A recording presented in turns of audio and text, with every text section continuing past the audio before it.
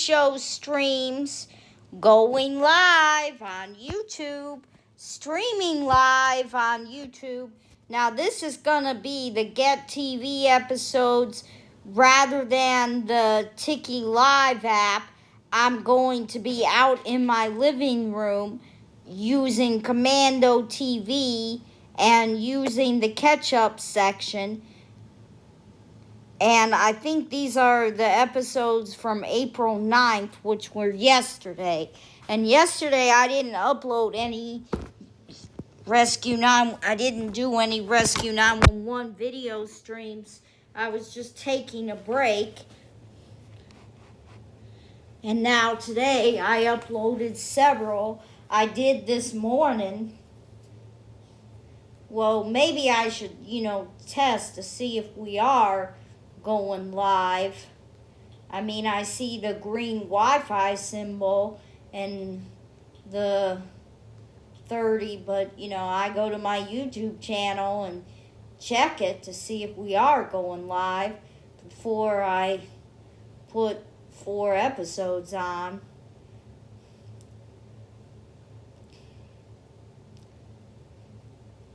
But I already have the iPad in the stand.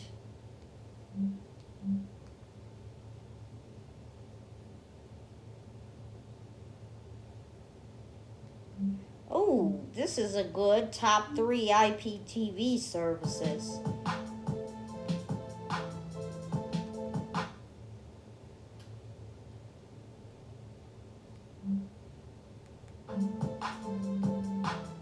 What's up, everyone? Welcome back to Average Ed's Tech Channel. Hope everyone out there is having a great. Okay, go to library.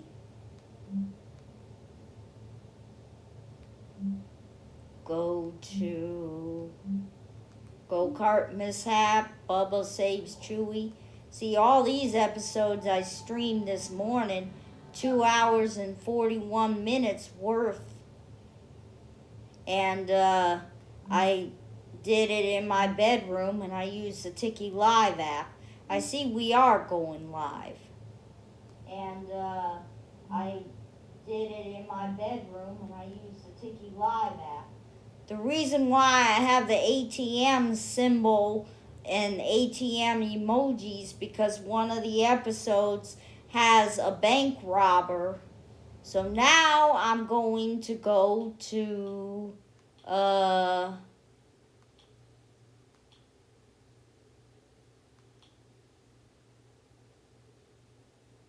try Envision TV, see if I can get TV on here with catch-up. Sometimes it works on here. See, it says no TV archive found. Maybe they're redoing their catch-up. It's like 4:34 now, so let's see. Let's try Infinite TV.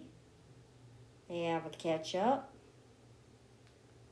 I've never been successful at getting the catch-up to work on here with some channels. Like Get TV is on here where Rescue 911 is, but a lot of times the video won't play. I don't know why it's like that. Let's see.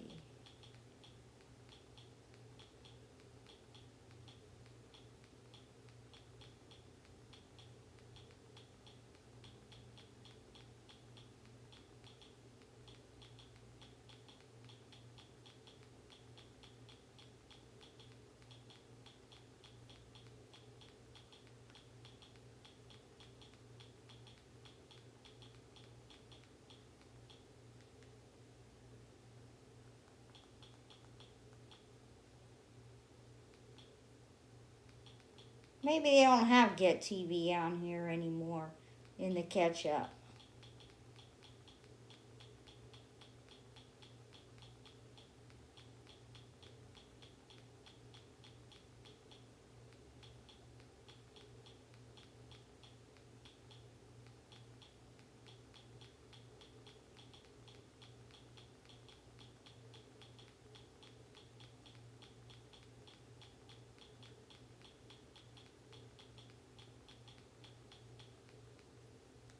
I guess they removed it from the ketchup, because I mean, it never seemed to work. The videos for Get TV would never play in the ketchup.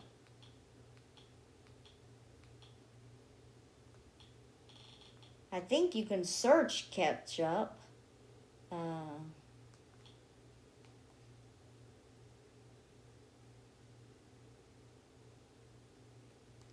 think I'll exit out of here, Infinite TV. I'll do Commando TV. See, it's already on here, Get TV. I go to April 9th.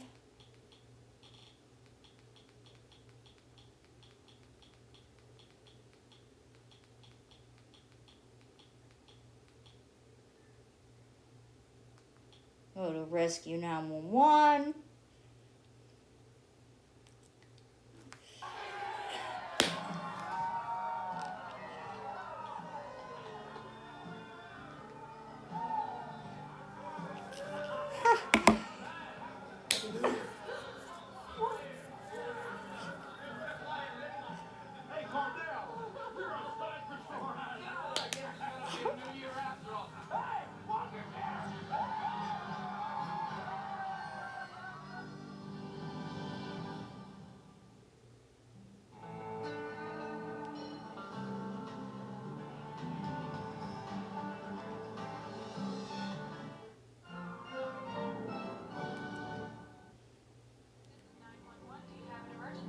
Today on Rescue 911, high above the earth, a thrill-seeking jump gone bad. Everybody hit the bottom of the plane and they're making a tremendous noise. Forces a pilot to make a life-threatening decision. On water we have a chance. Then, It was like a scream that I've never heard. a power saw goes out of control on Rescue 911.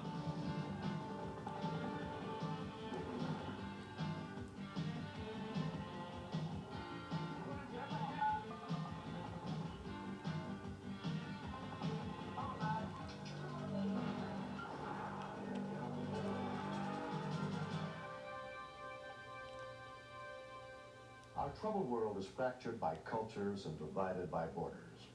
But when tragedy strikes, courage and love know no boundaries. I'm William Shatner. Tonight, in a special international episode of Rescue 911, true stories of heroes who remind us that despite our differences, people the world over share a passionate commitment to preserving life. We begin in Normandy, France, late on the afternoon of August 3rd, 1976, as members of a local skydiving club gathered at the Cannes Carpiquet Airport.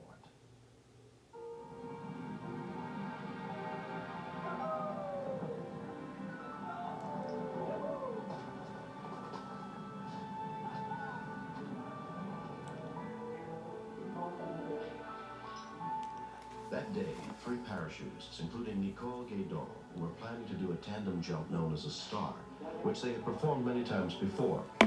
Lucien Levallois was director of the local skydiving center. Je connaissais très bien Nicole parce que I knew Nicole very well because I had seen her on her arrival at the school. She had never seen a parachute in her life, so I had the pleasure to teach her everything you had to do on the first jump. At this time, she had to have done close to 1,000 jumps. Claude Tréchat was the pilot that day. à ce moment-là, at the time there was a great deal of spirit in the club. Everybody would know one another, and it was an atmosphere where everybody would trust one another.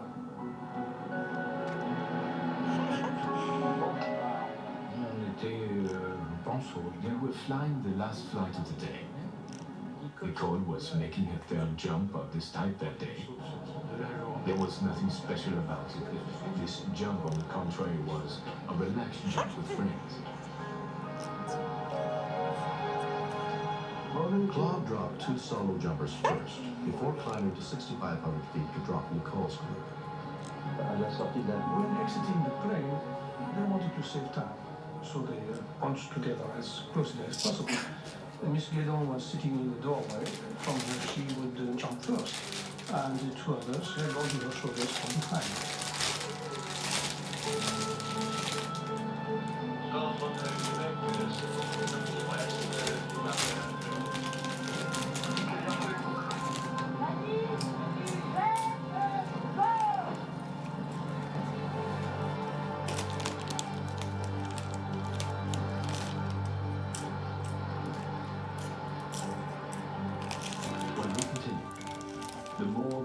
passed, the more uncomfortable Nicole's situation became. We didn't know whether she was conscious or not, and in need of care that we couldn't give her.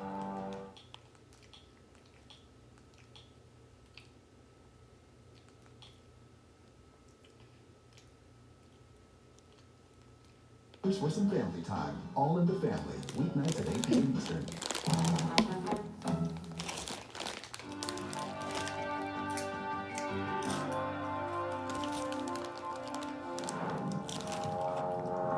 3 parachutists making a tandem jump near a small airport in Normandy, France, had leapt from the plane at 6,500 feet as Lucien Levallois, director of the skydiving center, looked on.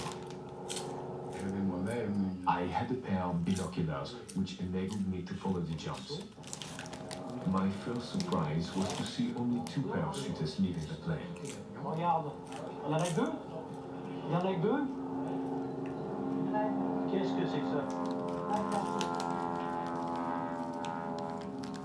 It wasn't too hard to know who was there.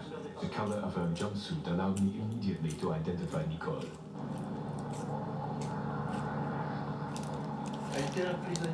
She was held prisoner by a hook that's next to the door, which was normally used to pull parachutes open automatically for the beginning students.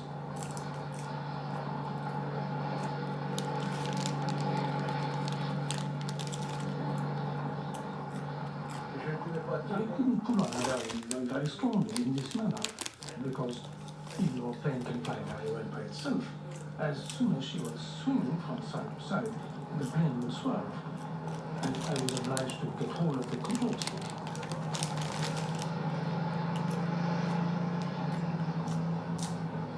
I thought that by swinging the plane, I could have enabled her to jump off from her spot.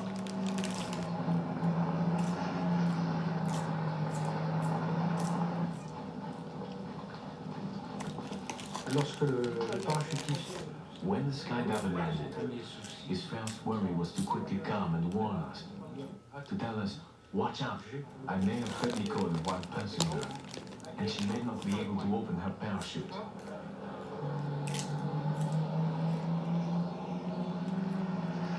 her body hit the bottom of the plane, making a tremendous noise, and so I had to ask myself if I was running a risk of hurting her.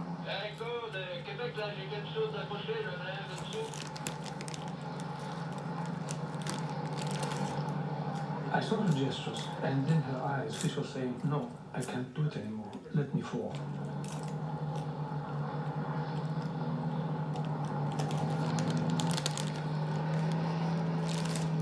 Down below, Lucien was trying to figure out if the pilot could simply cut the strap and let Nicole parachute to the ground. It was difficult for us to know what would happen next, because we didn't know what part of the harness he had to cut. It could cause Nicole to slip through it. And above all, we didn't have enough information about the ability Nicole still had at that time to open the parachute. The control tower told me to land on the glass runway. I yelled negative, because her head, as far as I could tell, was lower than the wheel. So if I had bounced a little bit, the poor woman would have crushed her skull.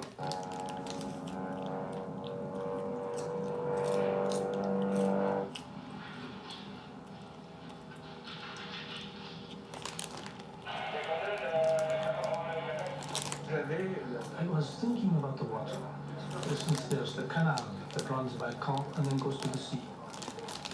On water, we had a chance. A drop-off in the canal appeared to be very dangerous, given the narrowness of the canal. And since the sea was 7.5 miles away from the skydiving center, by plane it could be very quickly reached.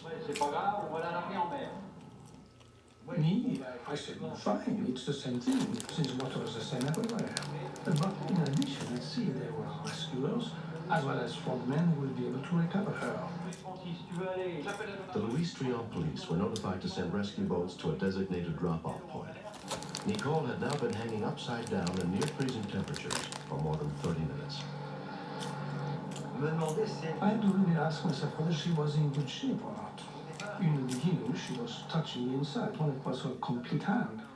After that, it was only her fingertips. But then after that, nothing was touching. Claude spotted a helicopter and radioed for assistance. The Department of Public Safety arranged to provide the chopper and 2 scuba divers to help with Nicole's rescue.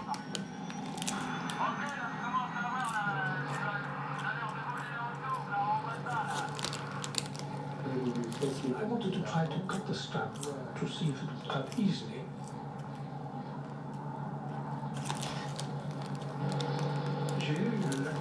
I was really afraid. I was over the land and rather high up. I had never thought that a strap like that could have been cut so easily.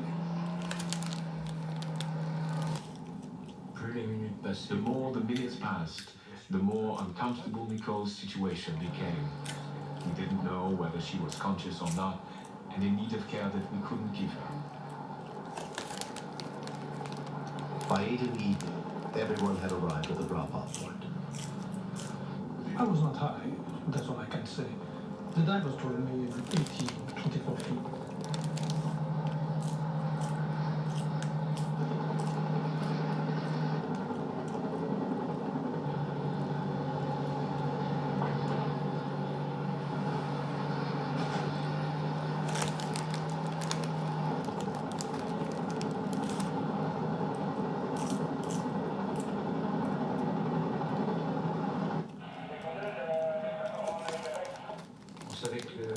We knew that the pilot was safe.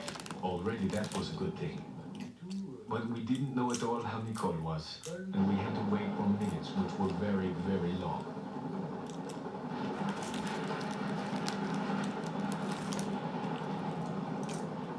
The divers told us a story that they came with their big knife and everything to try to cut the parachute. She started to yell, saying, no, don't cut it, it's not worth it, because the parachute is very expensive. All of a sudden, they told us everything had gone well. Obviously, it was a great relief for us. Of course.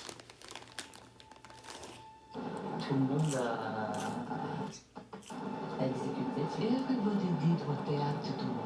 And then there was also a little bit of luck, probably. Well, for me. It was champagne for everyone, in the good French tradition.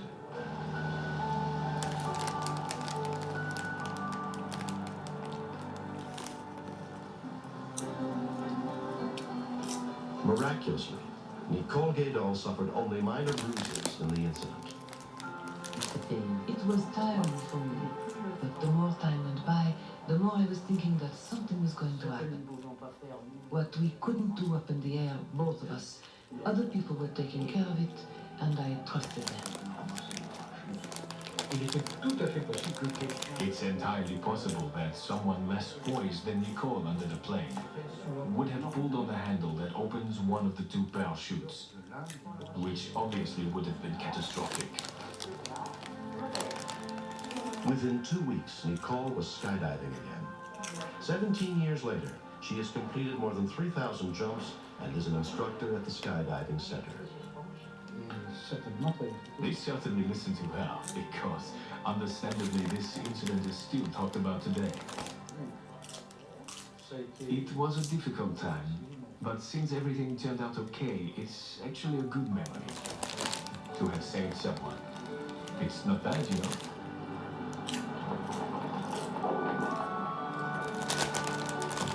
Next. His eyes were saying I lost my chance. I knew that if I lost it, that there would be no one there to help him. Meet Victoria, the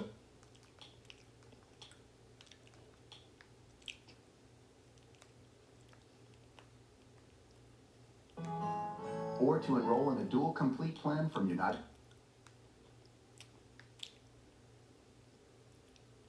In 91, she was reminded that when tragedy strikes, we can be called upon to do things we never imagined we could do.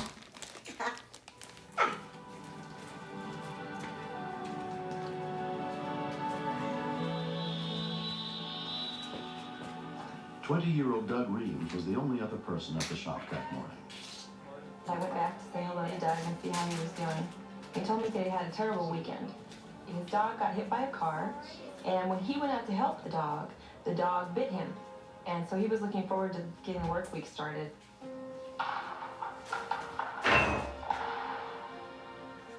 I went back to work.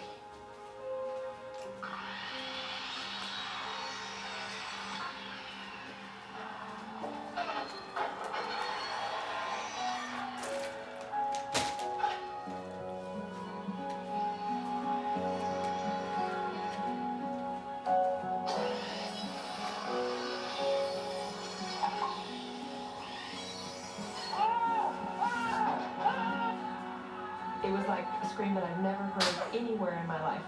And I knew that he cut his hand off, even though I wasn't in the same room with him. Fire dispatch, what is it? Calm down, what's the address? 3339.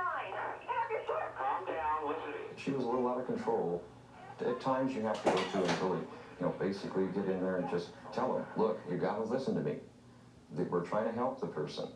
And we need you to be calm so you can help them. What I want you to do is wrap a towel around it. I don't have anything. Any paper towels or anything of that nature? No, toilet paper. Call was taken by Sacramento Regional Communications Dispatcher, Vic Boithier. We needed to get some direct pressure on that bleeding. Even a t-shirt or something of that nature? Yes, yes. Okay. How bad is the hand? Is it off? I don't know. Okay. Okay, take a wrap it up. Don't move. I said, Doug, we've got to get off your shirt. So we took Doug's shirt off and wrapped it around the wound.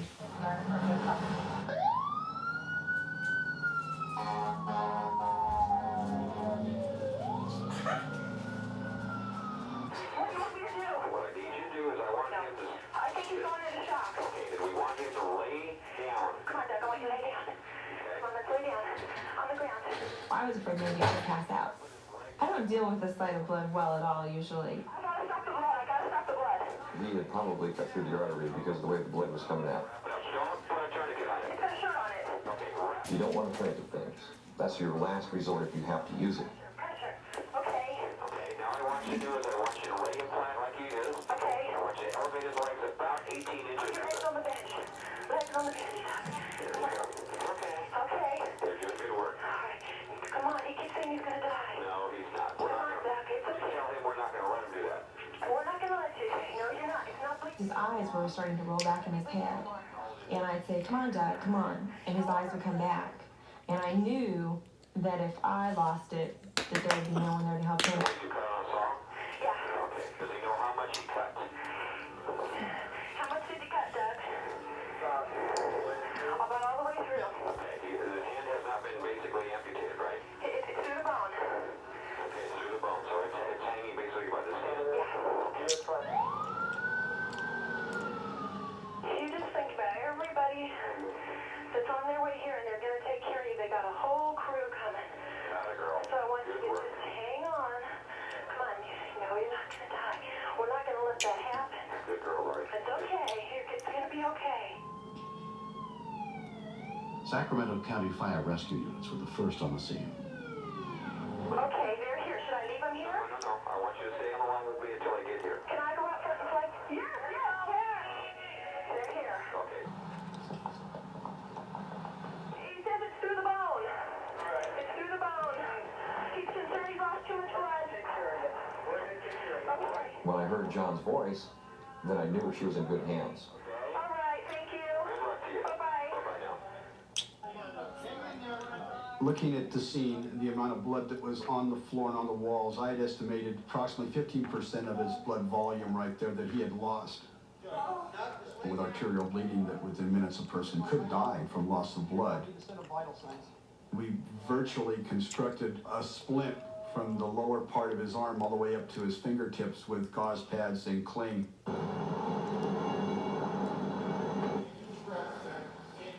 Doug was very pale. He's telling us he doesn't want to lose his hand. He's telling us that he doesn't want to die. Doug was taken by life flight to the trauma unit of the University of California Davis Medical Center. His father, Russ, was there waiting for him. Before they took Doug into surgery, he looked at me and said, well, guess I'm gonna lose my hand. And I said, no, you're not gonna lose your hand. Everything's gonna be all right. Don't worry about it. And the whole time I was thinking, yes, you are gonna lose your hand. Chief orthopedic surgeon and hand specialist David Steinberg performed the operation. If this had happened 20 or 30 years ago, I think his chances of having a functional hand would have been greatly decreased. Technology has become advanced enough that we expect a fair degree of success from his operations. In the 10 months since his hand was reattached, Doug has regained partial use of it. Although no one is certain how complete his recovery will be, he's grateful to be alive. I was really scared. I kind of thought. In 91, she was reminded that when tragedy strikes, we can be called upon.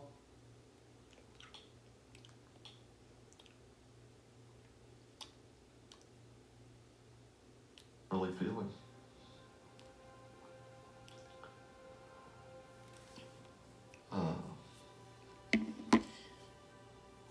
And what I'm really feeling is I could have lost my son. Everybody involved. Really, thank everybody.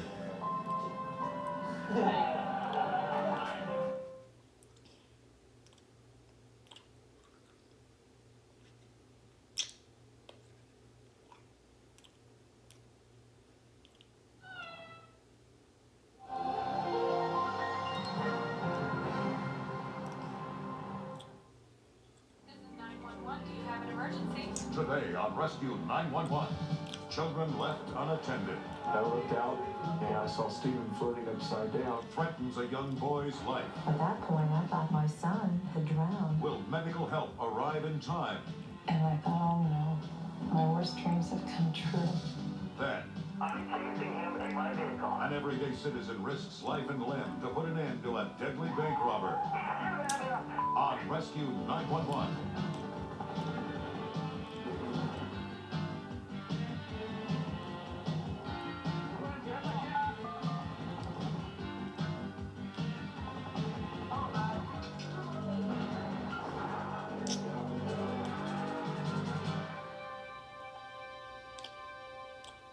Neither 11-year-old Deidre Soler nor her parents had ever imagined that someday she would have to use her first aid skills to try and save the life of someone she loved.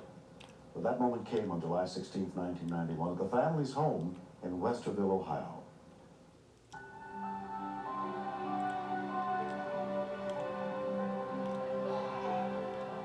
On that evening, 9-year-old Stacy and her 3 sisters were playing in the pool.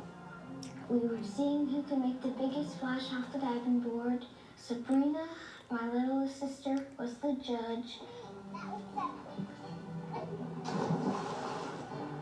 The oldest of the 4 girls was Deidre. We go in the pool almost every day, and we were just playing, having a good time.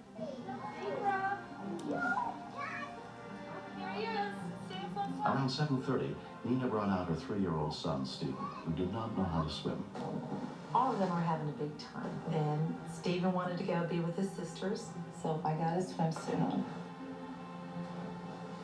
I should have gone on down with him and should have been with them all the time.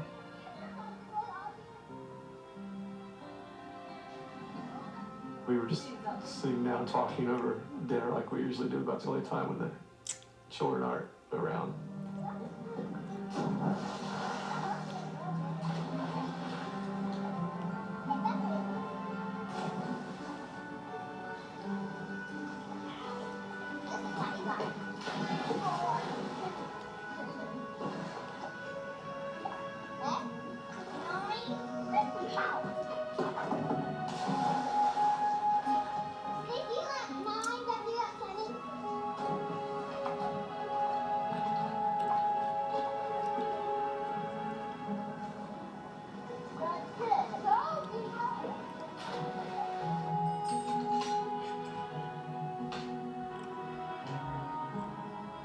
I looked out and I saw Stephen floating upside down. My dad screamed, so I just started swimming down at the end. Hurry! Deidre! Stacy, get down! I thought he was going to just pop up. It was just a few seconds, I thought. And when they pulled him out, he was just very quiet. When we continue. At that point, I thought my son had drowned. And I thought, oh no, my worst dreams have come true.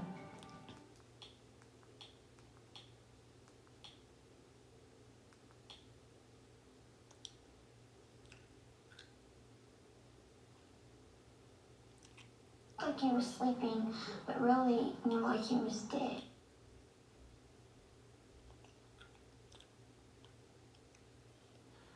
At that point, I thought my son had drowned. I was just hoping against hope that that hadn't happened, but I couldn't let my emotions take over. He needed my help. Nina called the local sheriff's department.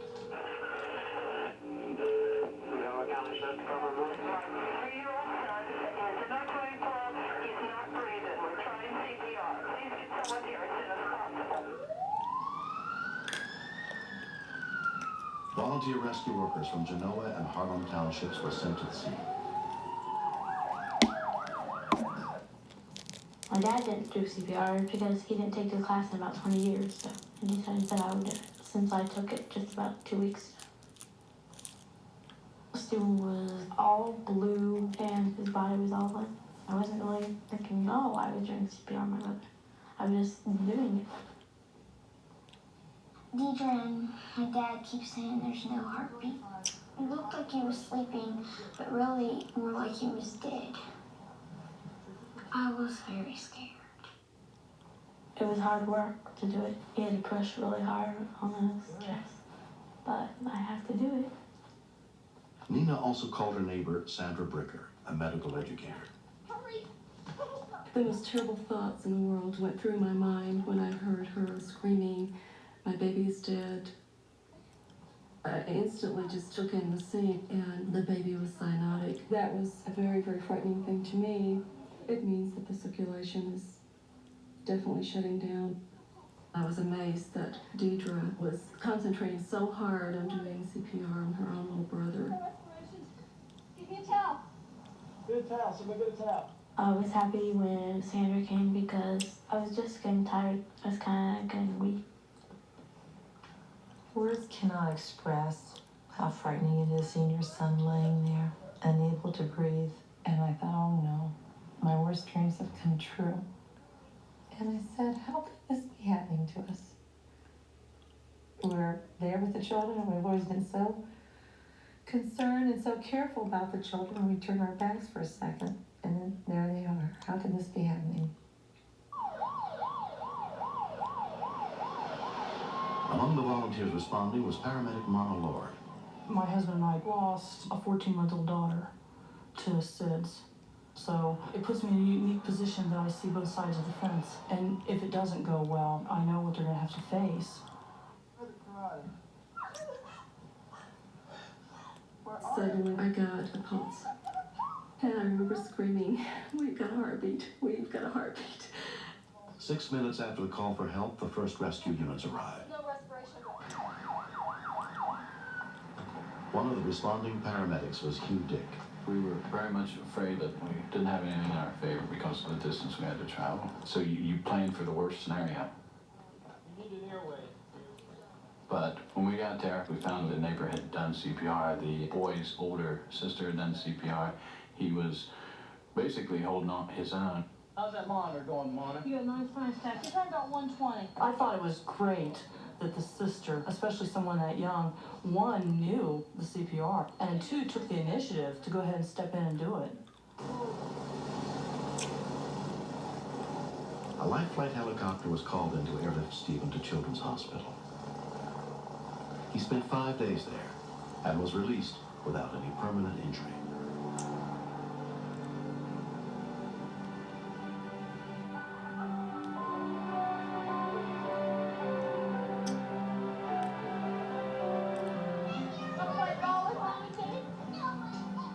Very proud of my sister of what she did for Stephen. Stephen is back to normal. He does everything he did before. And very wild. The grossest part was I had to put my mouth over his mouth and do CPR. Because he's my brother.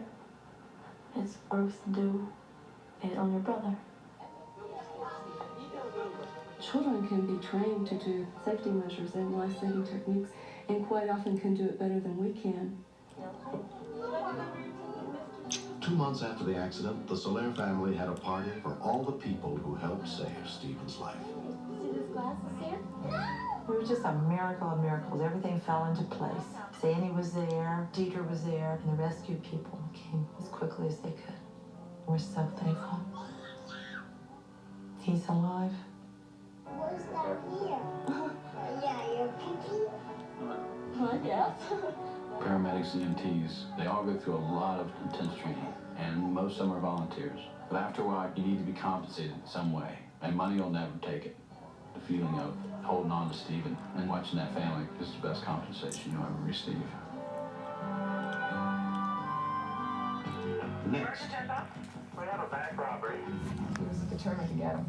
And that's when I started getting worried. I didn't know if I could control what he was going to do at the other end.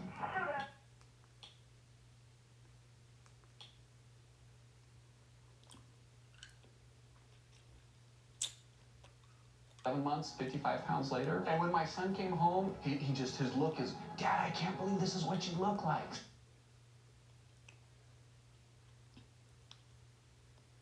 Perfectly balanced to put your body in fat burning mode. Call or go online in the next 6.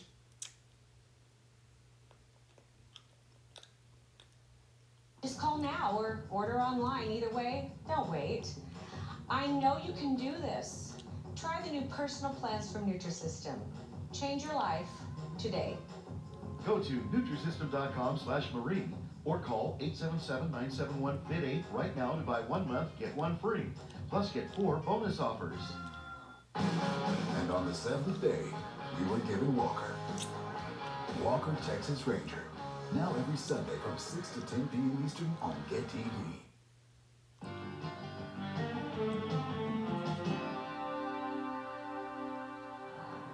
On March 11th, 1992, it was business as usual at a bank in Ottawa, Canada. Around 12:30 p.m., teller Jeff Hamilton noticed a man carrying a knapsack. I didn't see him walking in. I just saw him standing there like, I mean, he could have been a normal customer. And then all of a sudden, it all broke loose. Fill it up. I said, fill it up! Come on! We have all kinds of robbery seminars, and they always told us, don't be the hero, let him run the show. Come on! Hey! Hey! He looked right at the guy right off the bat. He almost stood there as if to say, yeah, right, like you're really gonna shoot me, type of thing, right in the branch. You're not gonna look at it. I guess sometimes people react a lot differently when the adrenaline's flowing. He said he was going after the guy. I guess he went with his gut feeling and did what he thought he had to do.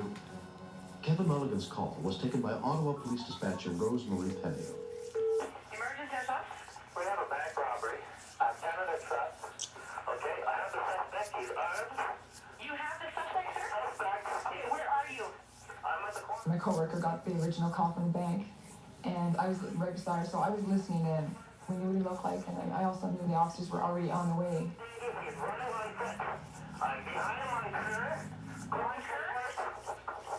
Boyd Avenue. He's gonna fire at me. Okay, no, don't stay away from him. Don't go close. Are you in the vehicle? I'm chasing him in my vehicle. Okay, just stay where you are. He's running. Boyd Avenue right now? Boyd, okay. Okay. He's blue, long coat. He's got a toque. He has the bag. He's got a gun. He's got Uzi. He's armed and dangerous. I wanted him to back off, I really did. I felt he was really getting himself in too deep. What kind of car are you in? I'm in a red Chevy van. Now I've lost him now. You lost him, eh? I've lost him. They're right in behind here. Okay? I've lost him. Okay, stay on line with me, okay? He's here somewhere. Don't go closer. What is he? I don't know where it's at. It's the back. It's around me. Sir, just calm down. Where is he now? He's shooting at me. He's shooting at me.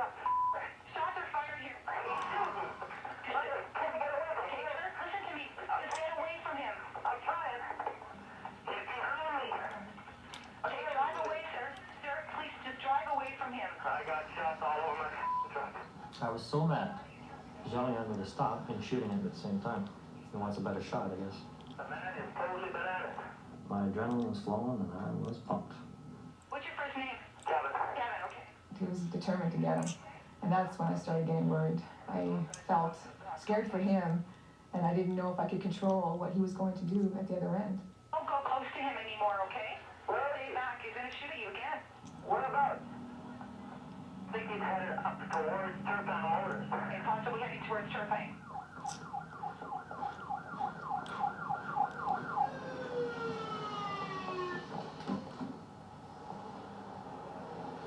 He's in the body shop right now. Carling Motors? Yeah. Look at this, my truck, sir. Holy he shot at me, he's gonna kill me. What, you want me on a truck? Kevin? Kevin, what's going on? We have an officer here. Can I have his name? Kevin. Who's this? It's Rosie here. I can't hear you. The constable got into the truck and the line just went dead. I was scared because I was sort of determined this guy, the suspect, was going to shoot it no matter who. He didn't care who was getting in his way.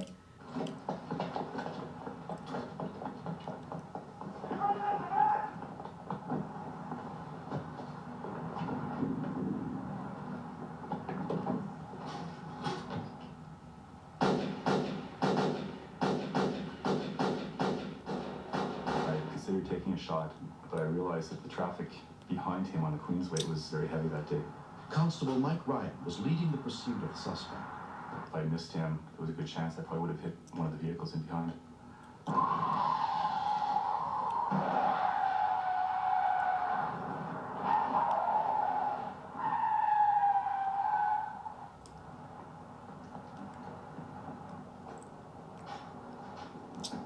The suspect went through a hole in the fence on the far side of the Queensway, and at that point I joined up with one of our plainclothes officers, Detective Pino, Mark Pino. We were probably a good 40, 45 yards away, and it was a windy day. The handgun's just not going to do the job. The one thing that went through my mind is that this guy is either psychotic or possibly wearing body armor. You almost seem combat trained. He's got no cover whatsoever, and he's firing back at officers, and he doesn't seem to be frightened in the least.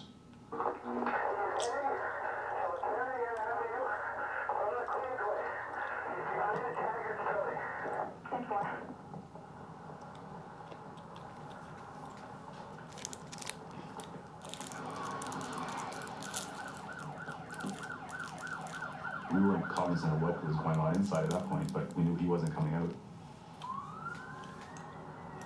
504 dispatch, we got a suspect inside, he's armed. He's got 2 hostages.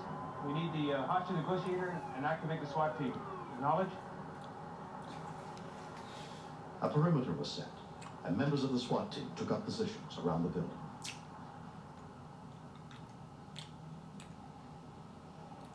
Inspector Elaine Method was brought in to try to negotiate the release of the 2 hostages.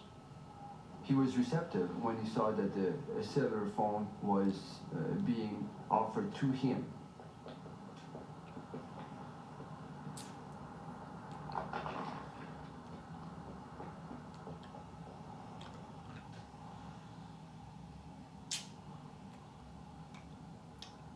It's very difficult to get him to settle down because he keeps shouting on the phone and does not consent to listen to anything.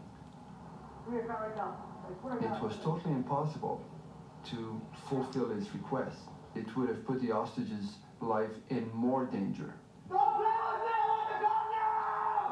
This guy was like a bomb waiting to explode.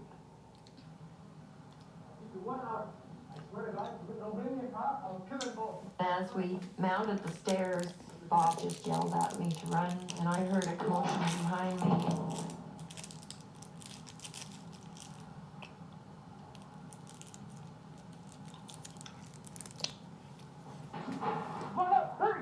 When Bob told me to run, there was nothing else in my mind but to get out of the situation.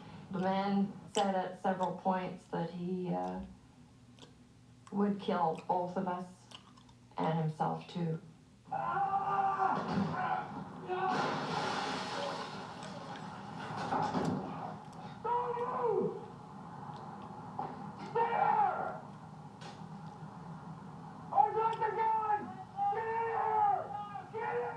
The SWAT guy was telling me to come over to where he was, and I was using very graphic language, telling him that no, I wasn't going to go over there and come and get the bad guy. And then suddenly, after yelling back and forth at each other, I realized that here's another guy with a rifle. I better listen to this guy.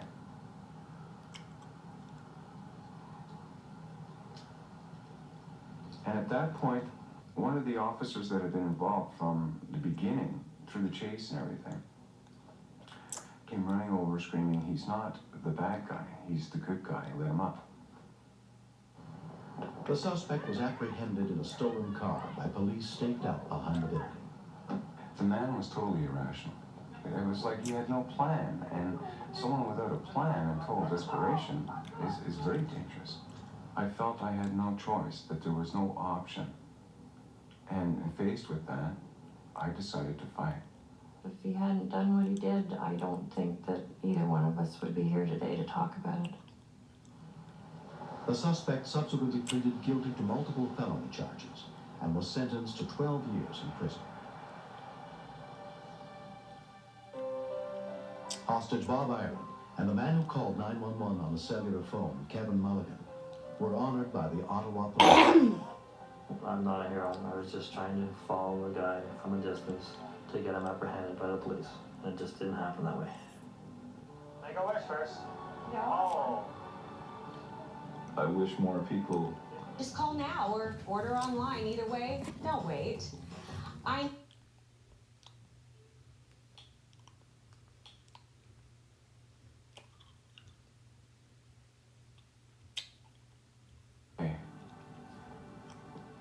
With no regard for life or anything that was important to me. It's a terrible feeling, but I have good family, good friends. They've helped me tremendously. I was very fortunate. I get to see my family again and carry on.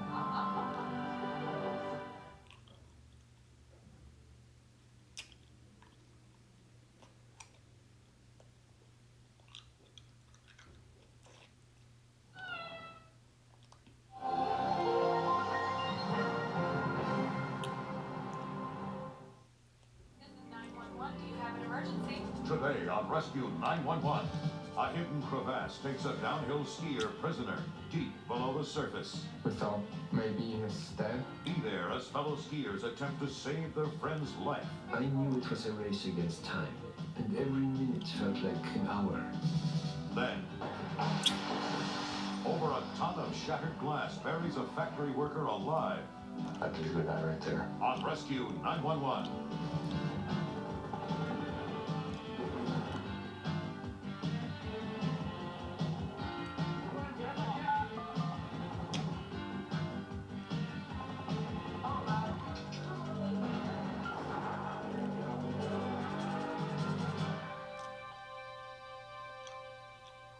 On April 4th, 1991, near Zermatt, Switzerland, Daniel Weber and a group of friends set out to ski the magnificent mountain glaciers in that area of the Alps.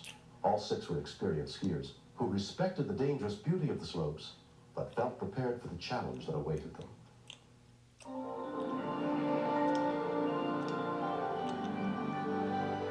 When you go ski touring, you walk very slow, so you have time to see all the areas and the mountains. It's a very spectacular view, but we plan always to ski very carefully. You have to take care about all the crevasses. This is the dangerous thing on glaciers. You can fall in. Leading the group of skiers that day was Christian Bruner. Ich war das Bindeglied. I was the link between, on the one side, the group of volleyball player friends, Jörg and Jens, and on the other hand, I had a group of my mountaineering friends, Daniel, Marcus, and Tom.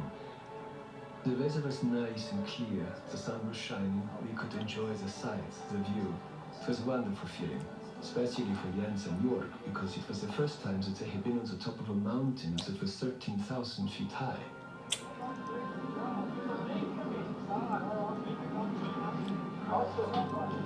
On top we had a little meal, looked around the area and enjoyed all of this. And before we skied down, there was a bigger group with a mountain guide, and they also started skiing down. If you go down from the mountain, in this case it's just one way, and it's the trail you went up. And because Jörg and Jens, this was the first time skiing down a glacier, and so we told them to stay on the trail because there you can be more sure that under the trail is no crevasses.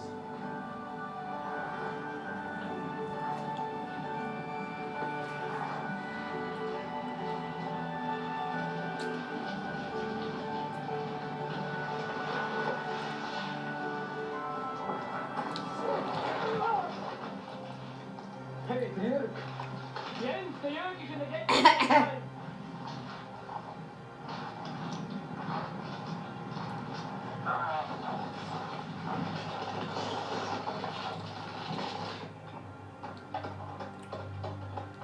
I thought it's about 5 meters deep, not more. So we thought, okay, it's no problem.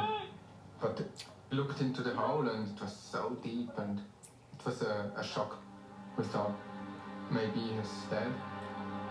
When we continue, Christian, Daniel, we all were frightened. Because we couldn't help him. Jörg was already frozen to the ice.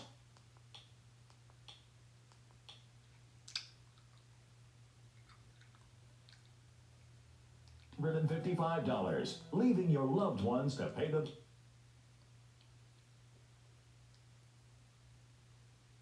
head and told their guide what had happened. The guide radioed the Air Zermatt rescue team, and a helicopter was dispatched to the scene.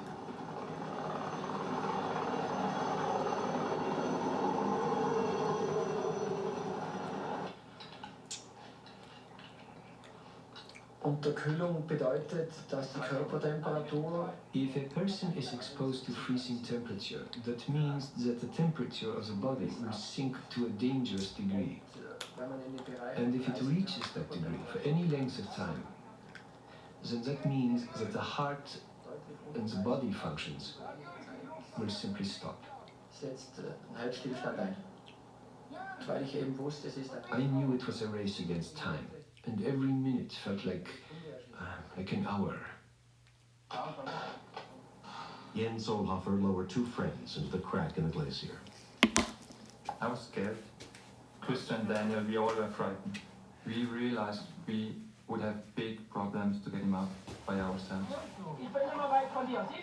At first when I saw him, I saw that it's serious because we couldn't help him. Jörg was already frozen to the ice. It took half an hour for them to get to Jörg. Although he was lodged 75 feet below the surface, he was still alive. In dem Moment kam bei mir etwas Panik auf. At that moment, I slightly panicked because I didn't see any way of getting him out of there. He was really trapped. He told me, I can't breathe. I'm so squeezed in. I can't get any air. Du, ich glaube, der Rucksack behindert dich. Ich versuche dich auch zu lösen. Mach schnell! Danny, ich brauche ein Taschenmesser! It was frustrating for me because we could just talk with Jörg and not help more. And Jörg actually talked about dying. Because the crevasse was rounded, he couldn't see the sky, nothing. It was just ice, snow.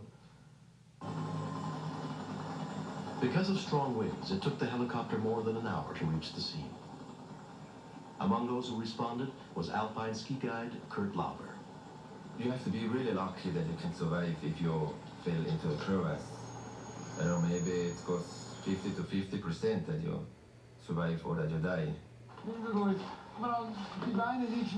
Eine Zeit lang hat Jörg von... There was a time when Jörg talked about giving up. He said, I must go to sleep. I'm feeling faint. There's no sense in struggling on. I'm never going to get out of here. And then Daniel shouted down, come on, Jörg, behave yourself. You can't go to sleep. You must fight.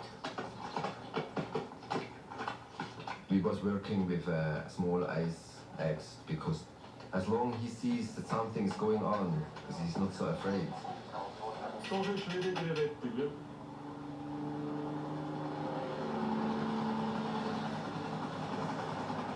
first thing what I thought was that we need to have an air hammer because there was no way, no chance to get him out without the air hammer because his hands, his boots and also his skis, they went stuck into the ice.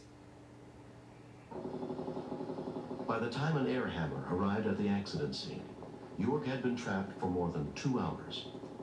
With the air hammers, they could break out big pieces of ice.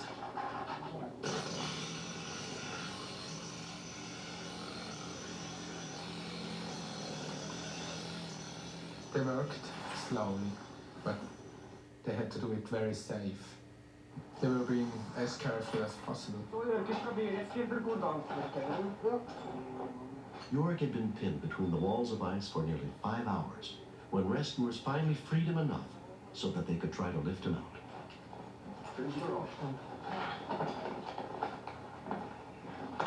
Jörg told us that he's not feeling his legs, so we thought maybe his back was broken, and if you are not really careful, they may be paralyzed afterwards.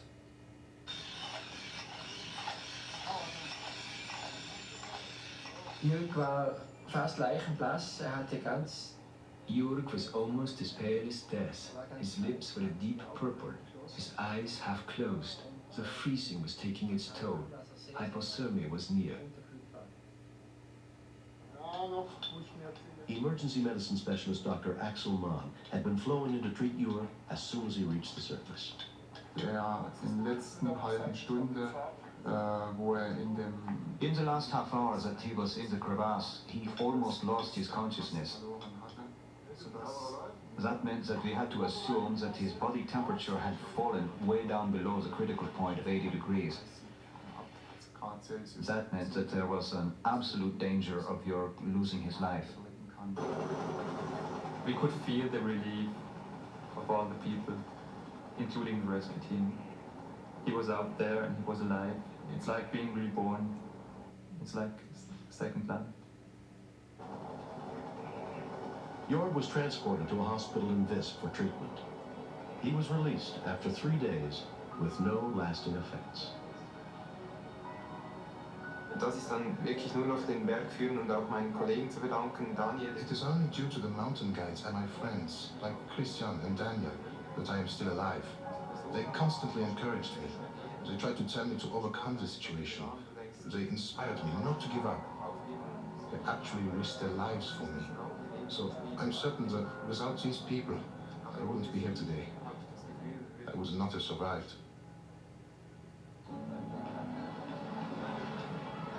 If you go mountaineering, teamwork is very important. So, for me it's normal if you go to the mountains together, then you help together. And for us it was just the right thing to do when we were down there. We had no thoughts about being heroes or something like this. It was just the right way. And afterwards, I feel like Clint Eastwood.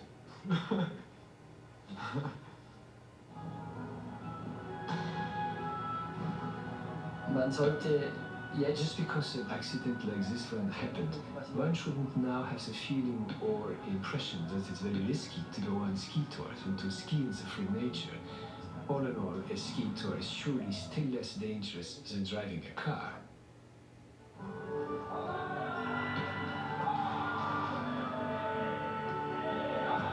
Next, the glass is very sharp. I've heard about people being cut in half. It'll cut you just by looking at it. Meet Melanie, the hopeless romantic. He's a plumber. Oh. Right? Right? I mean, how many times have we fantasized about a man who could...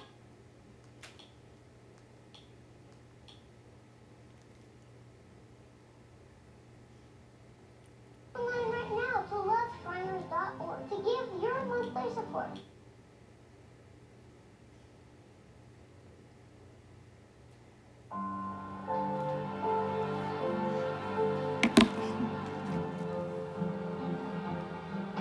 We've taken free fall sheets of glass that are 102 inches tall by 130 inches long. We just push them over onto an air table. It'll cut any size. Richard Adams had worked in the glass cutting department for nearly 5 years. They can break at any time. I've seen a lot of those happen. I've had them come down on top of me before. It's a dangerous occupation. The lead man that shift was Kevin Smith. The glass is very sharp, sharper than a razor blade.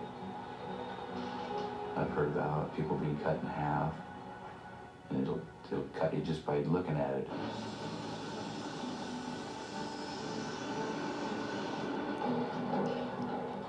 The glass comes from the manufacturer in 10-foot-long cases that weigh nearly 2 tons. Hey, Craig. I asked Craig, I said, well, why don't you go back and open up another case? And he just said, okay, no problem, just like we do 100 times, you know, all the time.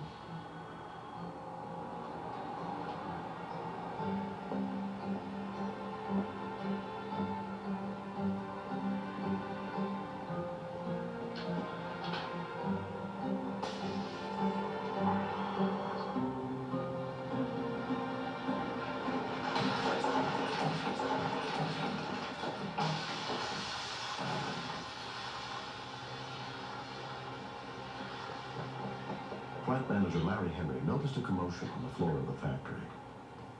People were scrambling. You know, I immediately knew something was wrong. I'll get the boot. When I found him, he was still conscious, and he was reaching his arms underneath the case and trying to lift it off of himself. He was trying to lift 3,000 pounds off of himself. And then he just turned white and passed out. The call for help sent units with the Tualatin Valley Fire and Rescue heading to the scene. I knew instantly we had to get that glass off Craig, and if we didn't have that glass off of him, by the time the paramedics arrived, he wasn't going to make it. My biggest concern was keeping that other pack of glass from falling down on top of everybody. That'd cut somebody in two falling from that high of a distance.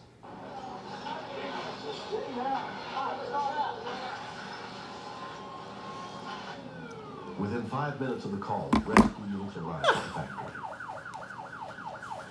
I was worried about what they were going to find when they did bury him. I thought at that point that I wouldn't have him as a friend anymore. Among the rescuers who responded was paramedic Gene Ditter. He was not breathing and he had no pulse. At that time is when we actually put Lifeline on standby. Paramedic Tom Duffy administered CPR.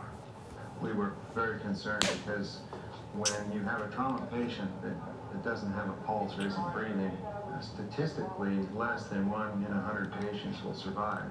And we really felt that there was very little chance that we'd be able to resuscitate Craig. I was scared. It just seemed to me that he wasn't going to make it. I'd never seen anything like that up close and personal, especially to a good friend. This was 2 days before Christmas. That's the sad part. Let's check for a pulse again, guys, and see if we've got anything.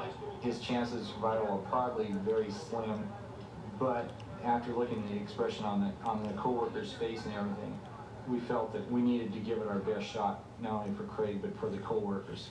Check for a pulse. When Lifeline arrived on the scene, the victim had been without a pulse for nearly 8 minutes.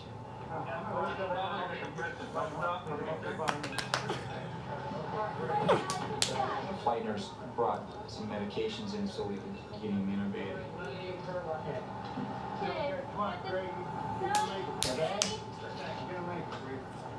And once we got him intubated and that, then we felt we had a good airway, and then at that point his pulse started to come back a little bit more. It was very faint, but at least we had a pulse.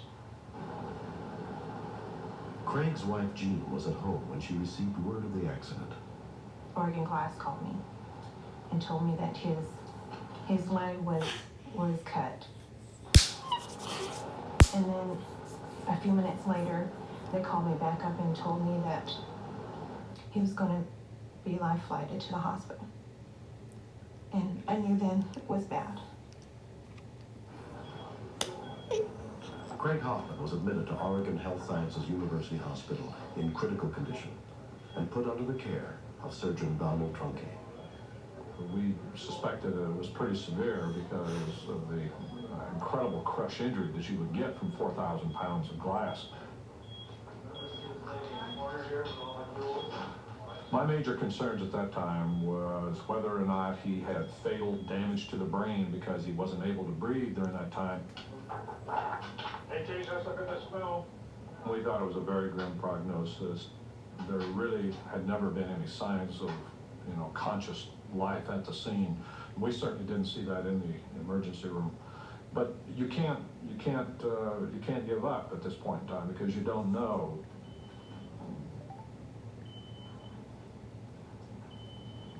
Once Craig was out of surgery, his wife and father finally got to see him.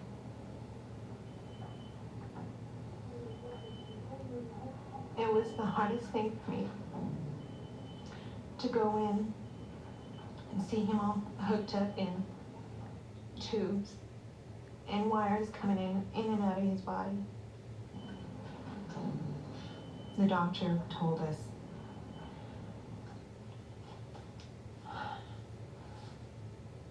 he would have brain damage, some internal injuries, broken ribs and broken bones throughout his body.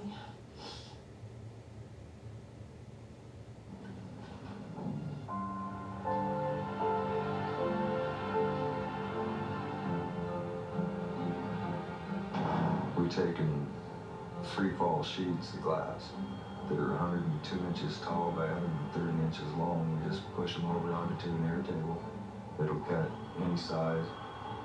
Richard Adams had worked in the glass cutting department for nearly 5 years. They can break it in.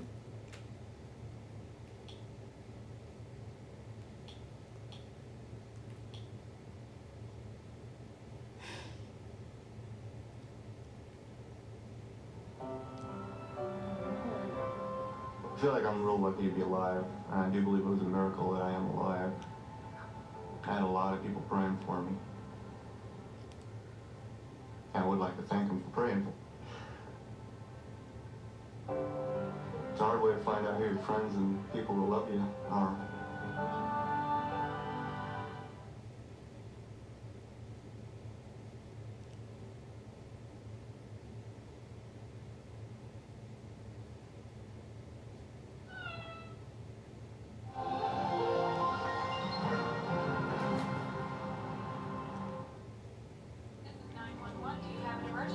Today on Rescue 911, desperately looking for help. A terrified woman makes an unsuccessful attempt to escape her attacker. And cops move in to stop the bloodshed. Drop the knife. Don't make me do this. Then, a night of song and dance turns deadly. Her face was turning purple. She was completely lifeless. On Rescue 911.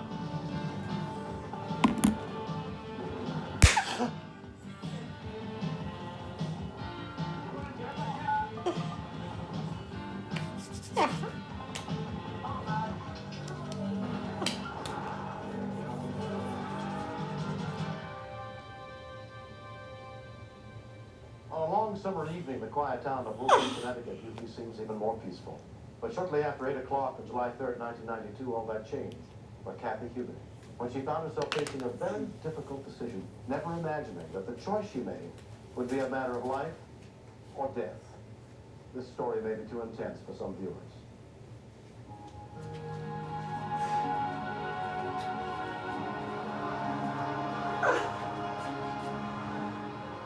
I was home with my two boys, and we had two of their friends over. I had just plugged in a movie for them to watch, so they're happy. They're very happy having their buddies, you know, spend the night.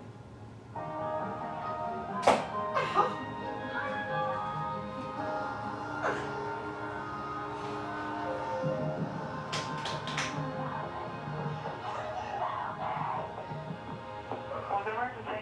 Hi, I have a girl outside my house, and she wants to call the police. Do you know what the problem is? I have no idea. She said that somebody attacked her. You don't know who she is at all? No, I don't. You hear her? Okay, hold on a second, honey. Wolcott Police Dispatcher Janine Valletta took the call. I radioed to my lieutenant and my two officers that were closest in the area, and then I just kept listening to see if we could find out what was wrong, what was her problem, why was she screaming, why was she so upset. When we continue, She was really hysterical. I had 4 children to worry about. I was scared of letting her in. I don't hear nothing, Jay. Attention citizens, Funny's in danger. Join us in the fight against grouches. Funny wants you for First Families of Funny, weeknights at 8 p.m. Eastern. I love driving, but it can happen at any time. All of a sudden, you're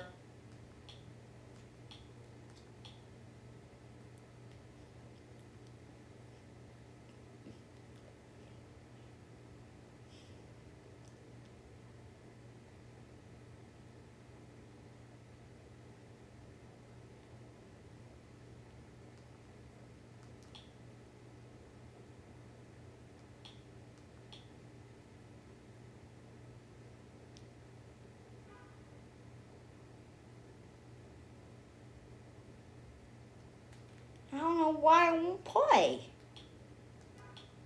I fast forwarded through the commercial and now I can't get it to play.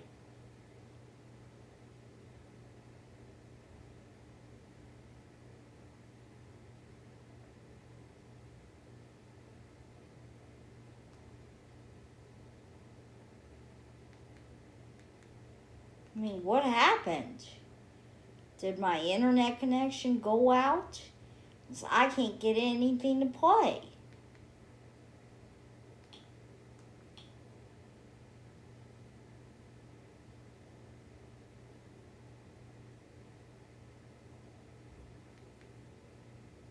Oh, there it goes. I feel like I'm...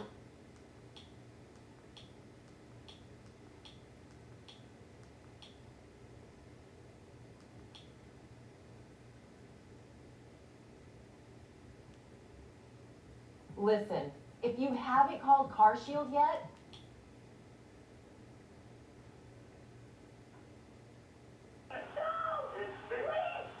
Who is it?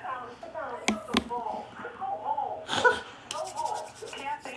Who is it, hon? It's a friend, a neighbor's friend. I know who the person is, I didn't know who this girl is. Who's the neighbor? I had met him at a picnic, and I spent time talking with him, and he was a very nice guy. I figured this must be his girlfriend, and they must have had a fight. He was calm, and she was hysterical. The whole situation was just confusing to me. You home alone? I have 4 children. Oh, great. Please calm down. Tell her that they're on the way. They're coming. Sit down. Sit down. Yes, they're coming. Where's the children? They're standing right there. Oh, God. Poor kids. Go in the room. I figured it was a domestic dispute, but you know, that bothered me a lot, knowing that the little kids are looking at it. Got 1, 2, I don't know. Yeah, have her neighbor go back to his house. Scott, why don't you go? Stop. You got stop. Please. Please, just go home. She told me to. I had to.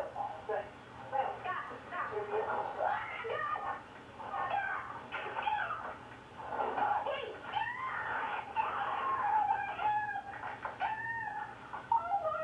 What's the matter, honey?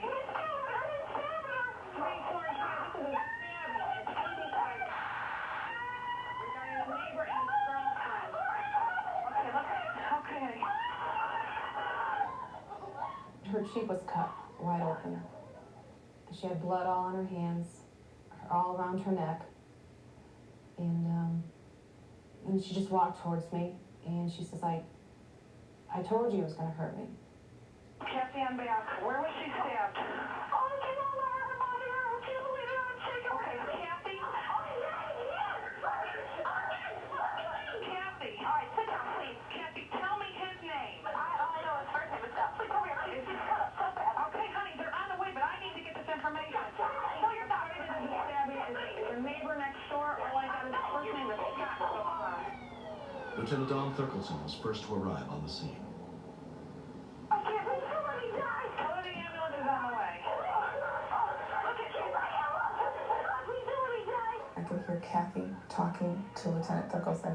Okay, honey. I'm gonna let you go, okay? All right. You think, oh, the call is over.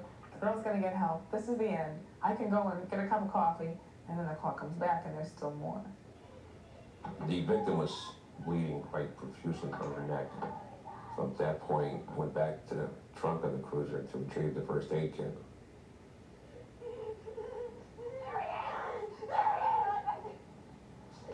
Drop the knife. Drop the knife. I backed up, hoping to get more time to stop and to realize what he was doing and so forth. It didn't do any good. I've already slit my wrist. I watched as he walked down the driveway. He never looked at the two of us. He just had his eyes focused on the police officer. His eyes were just wild. I don't think anybody could have talked any sense into him at that point. Don't make me do this. Drop the knife. Drop the knife. Drop the knife. Open emergency. He just shot the guy. Police officer just shot him. I didn't want her to see me upset, but I panicked. Oh my God. Okay, honey, calm down. I was in a kind of a state of shock. I could see that I wounded him mortally, and I was angry that he forced me to do something I didn't want to do. More police came, and Scott was just laying there. I felt alone because I had all strangers in my yard. The Wold Kit Volunteer Ambulance Service responded, including EMT Jimmy Roy. I didn't know that there had been shooting until we arrived, and I only saw one person at first laying in the driveway. It was evident that he wasn't alive, and then there was a cop on the other side of the driveway screaming for me to come over and help him. I got a bad neck over here. It seemed to be she was bleeding quite badly, and the top was pretty full of blood. She needed to be rushed to hospital immediately. Hey, John, it's all right, John. Relax. All right, relax. Run away. She was very, very nervous, very worried that she was going to die. So I tried to calm her down as best I could. At the beginning, I thought it was just going to be another routine call, but it turned out to be probably one I'm going to remember for the rest of my life. The victim, Joan, was transported to St. Mary's Hospital and examined by surgeon Victor Gotay. She had 10 different wounds. I couldn't believe that she was alive. It's like a miracle. I think any of the 4 wounds in her neck could have cut the main vessel to the head and caused her to exsanguinate right where she was stabbed. Just one of them. So she had 4. Thank you. Joan's mother, Marie Santucci, was notified of the attack. I just couldn't believe this had happened to her. I felt something was coming, but I didn't realize it would be this bad. It's like any relationship, you have good times and bad. As the months went on, we had more bad than good.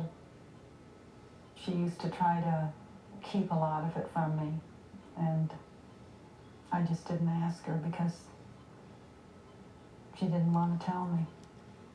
Director of the Women's Shelter, Peggy Panagrossi, finds the pattern of Joan's story all too common. Most battered women minimize or deny the abuse. The abuser almost always apologizes and says, "I'm sorry, I will never do it again." Women really want to believe that promise. But unfortunately, most battered women have to do something for themselves because the batterer is not going to change first. We would argue, we'd fight, he'd scream and holler. But I never thought in my heart that he could come to the point where he would do something so terrible to me. Kathy's emotional wounds have also been slow to heal. I wouldn't go out anymore. I just stayed close to home. And it was about 2 months later that I had to call her. She wanted to speak with me to make sure I was okay. We talked for hours. We just sat there and cried and talked. We don't really talk about it. She was the one who saved me. And for that, I'm eternally grateful to her. Now we've bonded, 2 strangers that will share something for the rest of our lives. Can't deny that. There will always be a bond between us. Next. I thought maybe something was obstructing her throat. The only thing I remember her doing is taking one deep breath in, and she just stopped. Our pal Walker,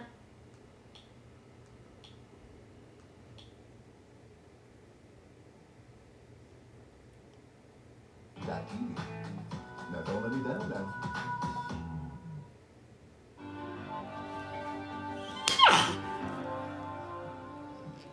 On July 29, 1988, Mary Beezer and 38-year-old Diane Benagoni went to meet a group of friends, including Mary's sister Irene, at a popular dance club in St. Louis. It's the first time Diane had ever met my sister or any of the other people at the table.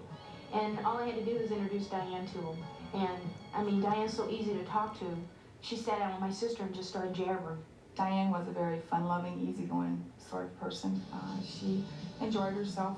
I noticed nothing that would have given me any indication that she had any kind of a problem.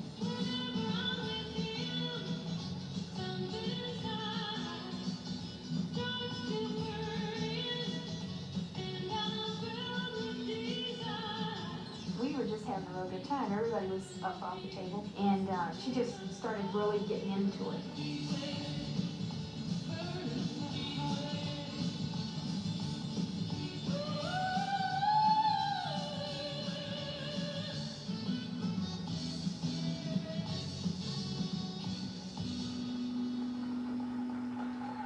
Well, she said, man, I'm having a great time. So it was like, she didn't realize what she was up for when she went there.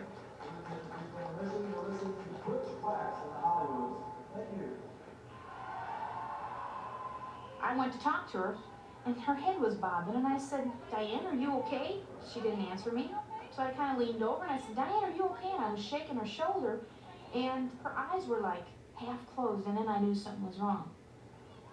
I thought maybe something was obstructing her throat, and her face was kind of clenched, jaws were all tight. The only thing I remember her doing is taking one deep breath in, and she just stopped.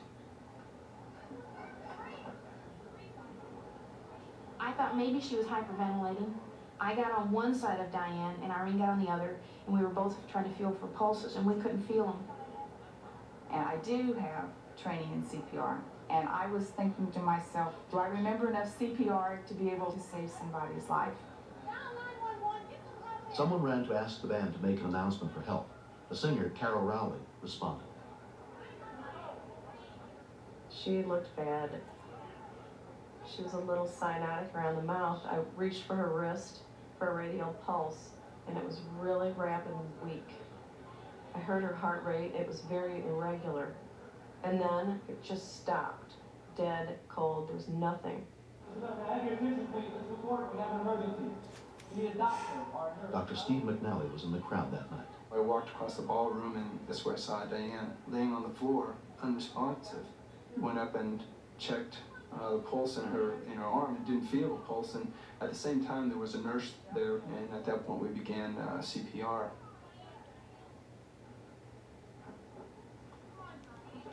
At 9:29 p.m., an employee of the club called 911. The nearest available ambulance was on the other side of the city. Paramedic John Figline and his partner responded immediately.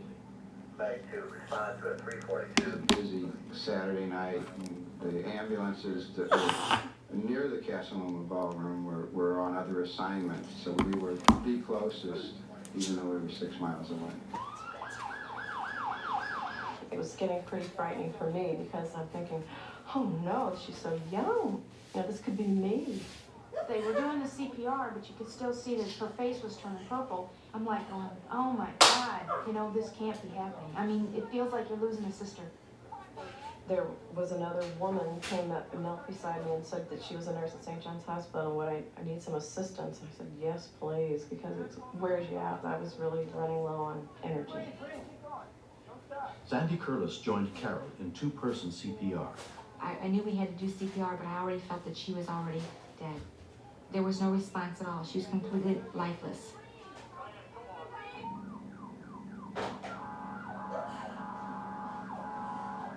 The time frame seemed like a long time. I just started feeling in a panic. And we had absolutely not even a blink of an eye response at all. No movement whatsoever. And it's my experience that it just never takes that long. You either get a response or it's, you stop CPR. I mean, you can only do that so long. We would intermittently stop to be checked to see if there was a pulse, to see if there were respirations, and at no time did we ever have a response of any kind. We were all like talking to her and telling her not to be afraid, to go ahead and breathe, and you can do it, and you can do it. And I kept saying, Diane, you're not gonna die on me, you're gonna breathe. Once you start CPR, you can't stop, but you start to feel a little bit of panic because you know that the probability of brain damage is really acute at this point. I mean, you're thinking that you're gonna wake up and she's gonna be okay. And all I could do is just say a prayer. By the time paramedics arrived, almost 20 minutes had passed since Diane Benegoni's heart stopped beating.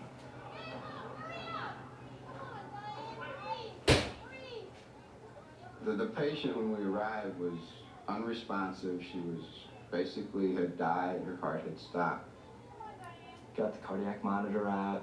My partner did a quick look with the paddles and had the ventricular fibrillation rhythm, which is heart's really not putting out any kind of electrical activity. It's not doing anything. And then we deliver a defibrillation and shock the heart, try and reestablish the electrical pathway. Normally, you defibrillate them once, and if they're going to come out, they're going to come out right away. The defibrillation did not work. There was no response. The next thing in your mind has to be, okay, that didn't work, what do I do next? Check her pulse, check the monitor, continue CPR, and give another shot. The age she's at, her late 30s, I figured, boy, one jolt is going to bring her around. And that was scary because she didn't jump right to like that.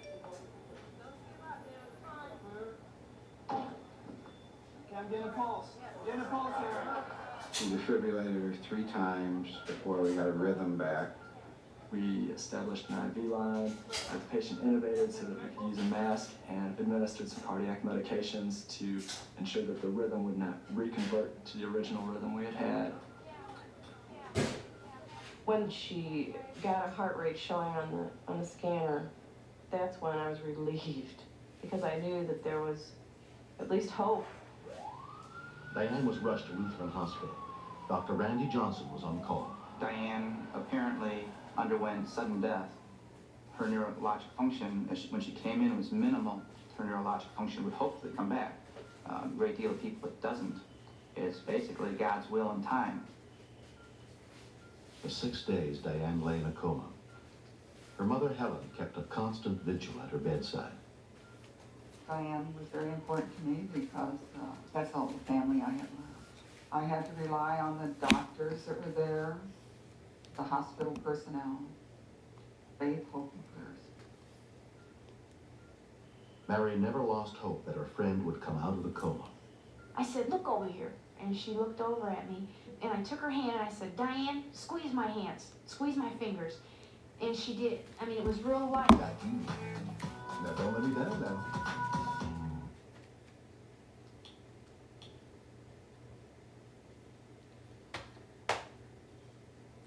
If you only use it once in your lifetime, that's enough.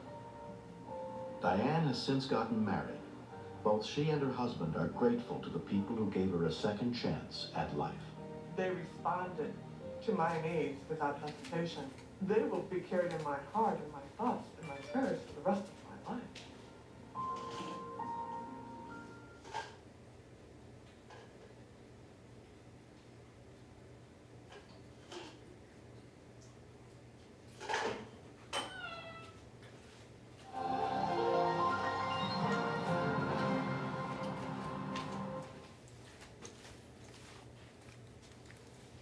In Cleveland.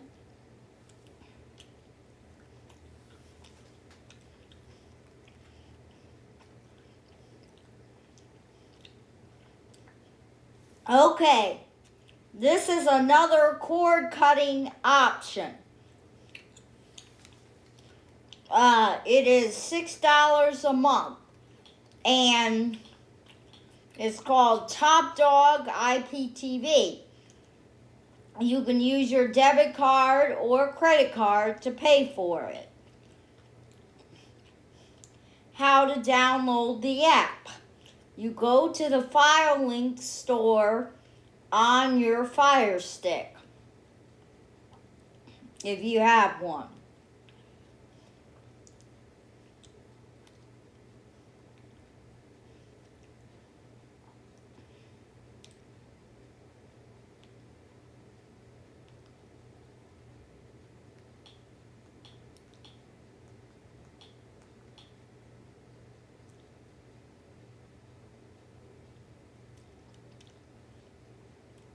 I guess you can click on my codes if you, okay, that, the file code number for Top Dog Store is 21701 and 3 4s. 21701 and 3 4s.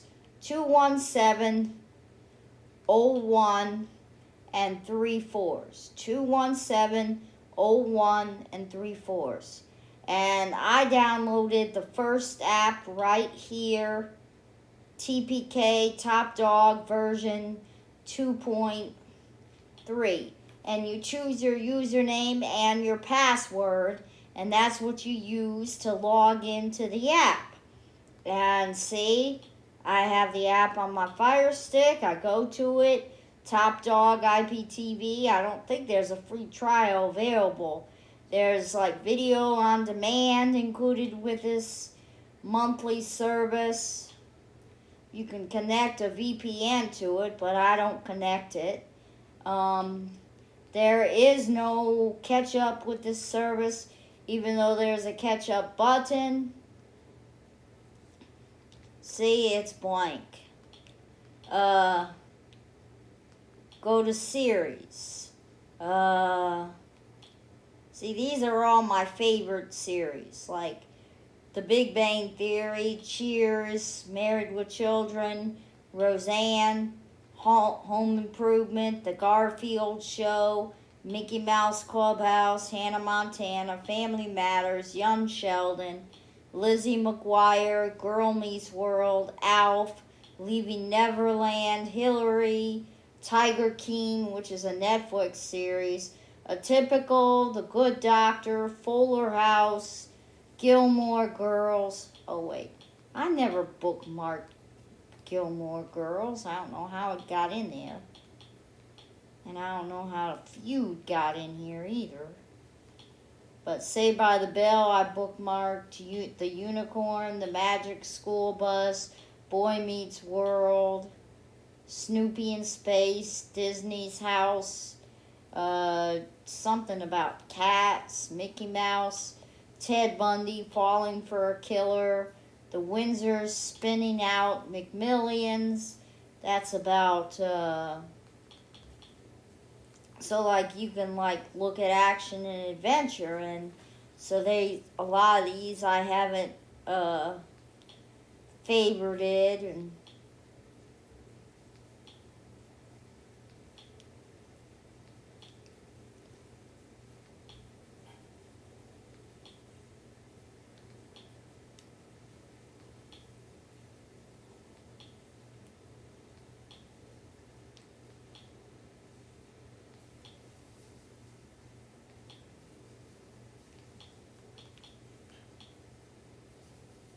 see, crime is on here too.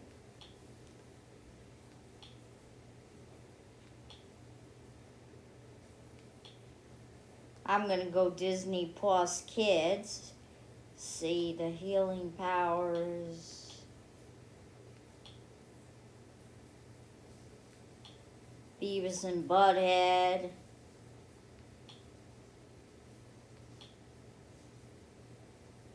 Drake and Josh, Sweet Life of Zach and Cody.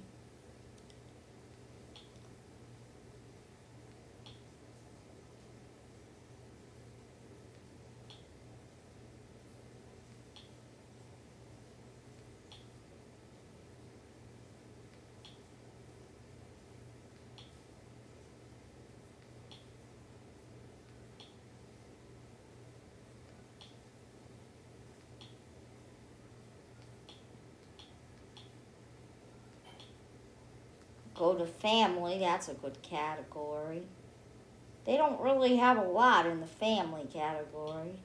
And most of this I don't even have bookmarked except Fuller House. Okay, let's go to movies. See, these are all my favorited movies, like Dog Days, Driving Miss Daisy, Ferris Bueller, Dirty Grandpa, Desperately Secret Susan, Forrest Gump, License to Wed, Little Fockers, Meet the Fockers, Mean Girls, Palms, Problem Child 1 and 2, Meet the Parents, Playing for Keeps, Identity Thief, A Dog Journey, A Dog Way Home, all these Air Bud movies that are sequels, Annie, the 2014 version and the 1982 version, Baby's Day Out, Bernie the Dolphin 2, both Cheaper by the Dozen movies, both Dolphin Tale movies, Dolphin Reef 2020, Dumbo, Elephant 2020, those are Disney nature films, Flipper 1996, all the Free Willy movies, Harry and the Hendersons, Home Alone 1 and 2, Honey, I Blew Up the Kid, Honey, I Shrunk the Kids, Hotel for Dogs. See, so even though I don't say the name out loud, like Spooky Buddies and Space Buddies, more Air Bud sequels, all the Toy Story movies, more Disney nature documentaries like African Cats and Bears, Penguins is Disney nature. I love Polar Bears of Summer, all the High School Musical, Teen Witch, Extremely Wicked, the movie about Ted Bundy, Dolphins and Whales. See, I got a lot of movies bookmarked here.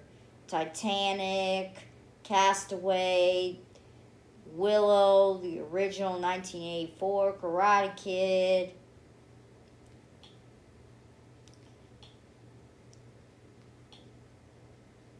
All the American Pie movies, Annie 1982 movie, both Neighbors movie, Parental Guidance. The Kids Are All Right, because I am an Annette Bening fan. What Planet Are You From has Annette Bening in it. The Art of Racing in the Rain, Santa Buddies, Santa Paws 2, Santa Claus, Snow Buddies, all Santa Claus movies 1 through 3. Both Horrible Bosses movies, Mary Poppins 1964, the 2016 Adventures in Babysitting movie. They have a lot of categories here: comedy, Christmas, crime, Disney Plus Kids, drama, documentary, fantasy, fitness.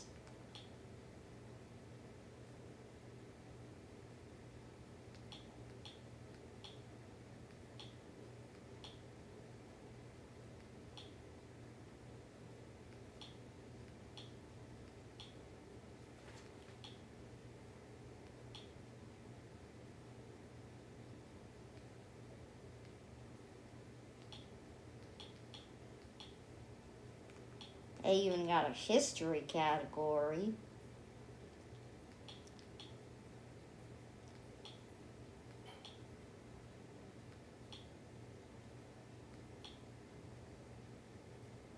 Ooh, Harriet. I'll bookmark it. See, if you long press it, it will go to star. Jobs. Lincoln, 2012.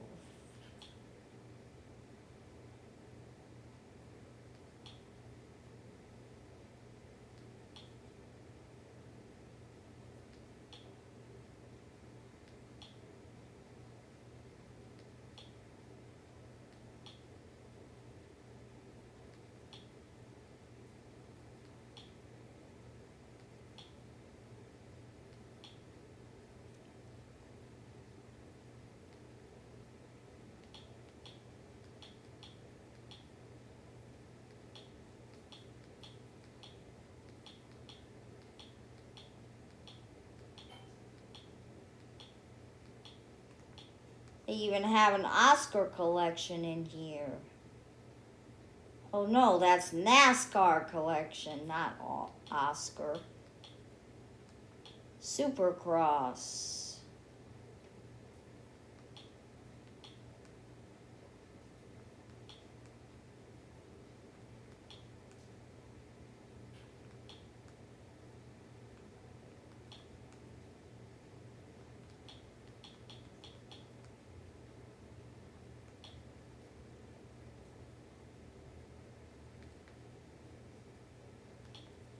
Okay, let's go to live TV.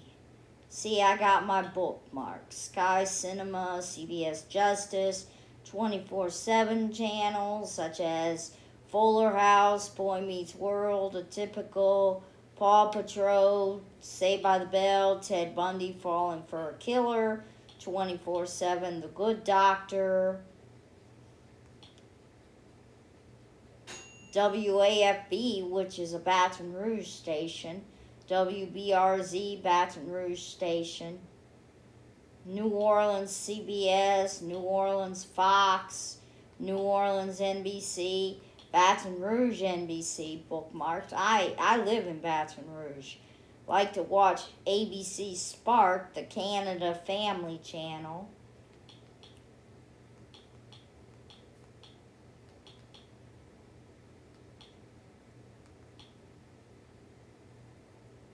See, this is a 24/7 channel section. 24/7 US, UK shows.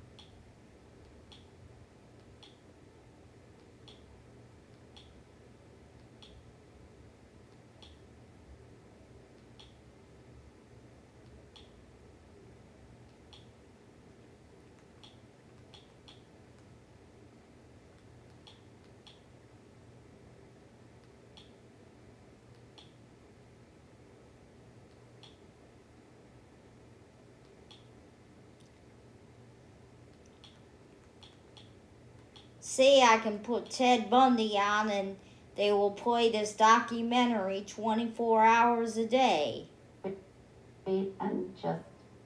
threw open their door and just jumped in on them. I really don't know how That's I got Carol away. I was Durant, so Ted small, Bundy and survivor. I just think I had this strength that just came from somewhere. See how away good it from him. plays?